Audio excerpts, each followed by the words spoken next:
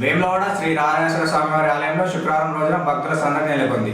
ధర్మగుండంలో పుణ్యస్థానాలు ఆచరించి స్వామివారికి ప్రీతికరమైన కోడమొక్కులతో పాటు ఇతర మొక్కులు చెల్లించుకున్నారు. అధిక సంఖ్యలో భక్తులు రావడంతో ధర్మ దర్శనంలో ఎలాంటి ఇబ్బందులు లేకుండా ఆలయ అధికారులు పర్యవేక్షించారు.